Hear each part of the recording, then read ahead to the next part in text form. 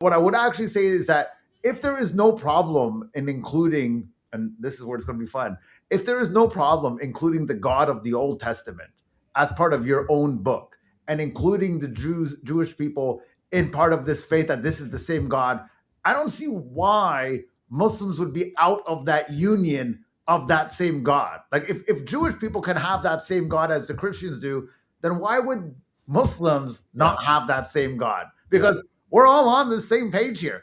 Until, of course, Christians would then say, no, the Jewish people don't believe in the same God. Then I would say, okay, now I get it. Now we're really making it difficult. And so one of the questions that he was asking was, do Muslims worship the same God? Do Muslims and Jews worship the same God? And on the Muslim side, for sure, everybody was like, yeah, God is God, of course. To us, it's unequivocal. You cannot even allow for the existence of any parallel deity to God. God is God.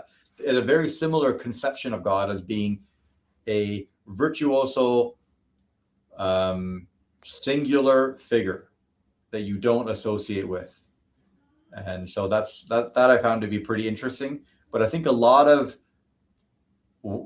Christians might misunderstand that about their faith. Sure, you're describing him differently. You're describing God differently in three components, because when you ask them, they go, no, but it's still just one God. He has three different characteristics. Okay, so if you're saying there's one God, then you cannot allow for other people to be worshiping other gods. You can allow for the notion that they're thinking about him wrong. You can say, fine, Muslims, you're not describing God properly, fine. But to say that we're worshiping somebody else that's blasphemy.